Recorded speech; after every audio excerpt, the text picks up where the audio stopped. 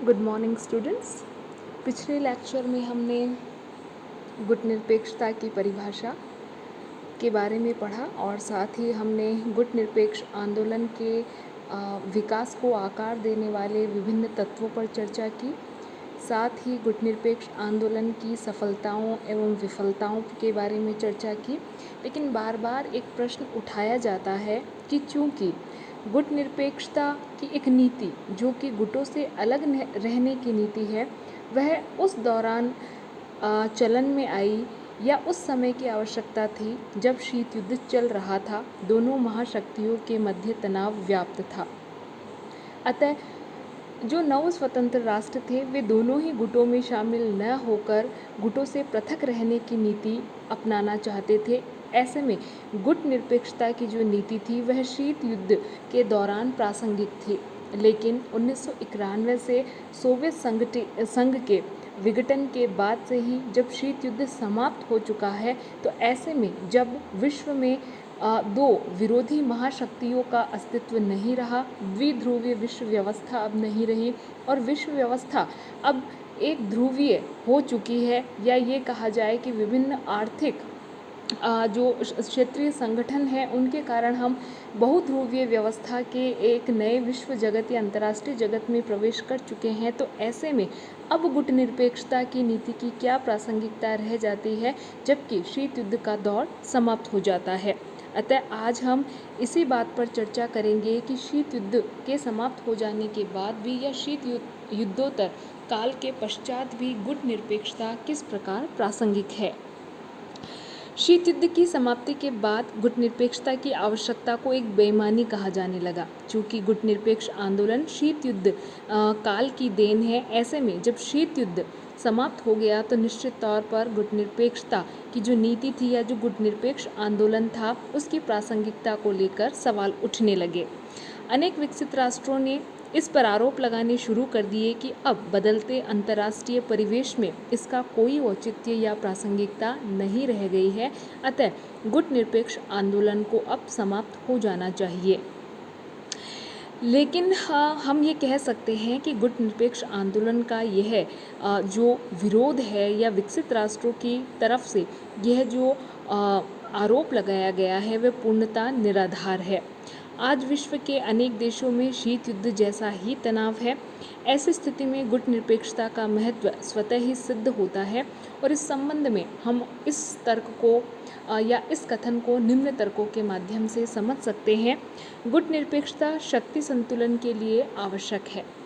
जब गुट निरपेक्ष आंदोलन प्रचलन में आया तब जो विश्व था वो दो विरोधी गुटों में बटा हुआ था, लेकिन वर्तमान समय में आप यदि देखें तो विश्व एक ध्रुवीय हो चुका है, जहां अमेरिका एक महाशक्ति के रूप में बचा है। लेकिन साथ ही वर्तमान युग को यदि हम आर्थिक युग कहें तो गलत नहीं होगा, और ऐसे में इन विभिन्न आर्थिक जो शक्तियां हैं इनके मध्य शक्ति संतुलन बनाए रखने के लिए और साथ ही गुट निरपेक्ष राष्ट्र जो आज भी विकासशील एवं पिछड़े हुए राष्ट्रों की श्रेणी में आते हैं को विकास की राह पर आगे बढ़ाने के लिए शक्ति संतुलन अत्यंत आवश्यक है। ऐसे में हम कह सकते हैं कि गुट निरपेक्ष आंदोलन आज भी उतना ही प्रासंगिक है जितना प्रासंगिक वह शीत युद्ध के दौर में था। दूसरी चीज़ जो गुट निरपेक्ष राष्ट्रों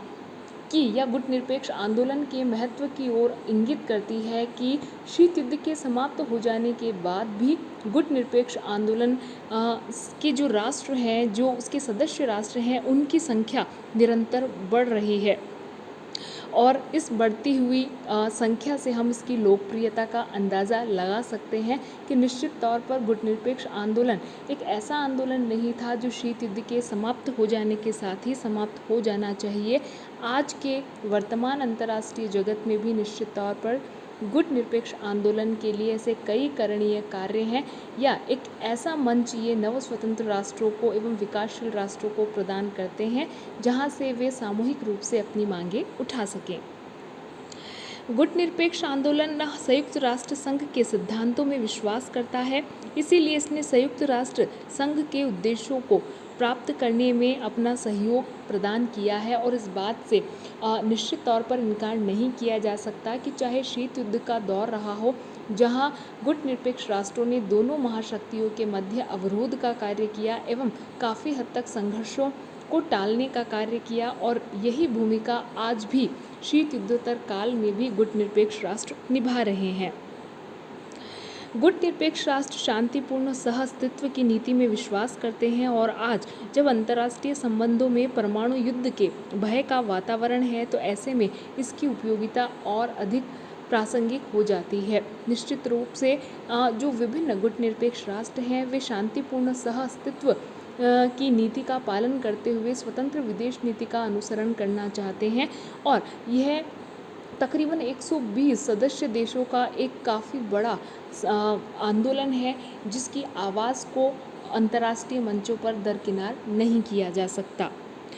गुट निरपेक्ष आंदोलन आज भी निशस्त्रीकरण पर जोर देता है एवं शस्त्रीकरण का विरोध करता है, और निश्चित तौर पर इसकी नीतियों में यह कहीं ना कहीं विश्व शांति का परिचायक है एवं विश्व शांति के लक्ष्य को प्राप्त करने में मददगार भी है।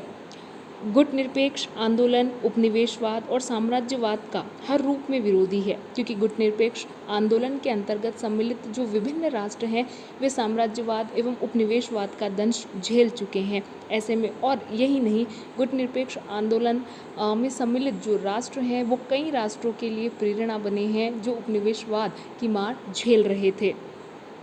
साथ ही गुट निरपेक्ष आंदोलन विश्व बंधुत्व या पूरा विश्व मेरा परिवार है की भावना पर आधारित है। इसमें संकीर्ण राष्ट्रीय हितों, अंतर्राष्ट्रीय हितों के साथ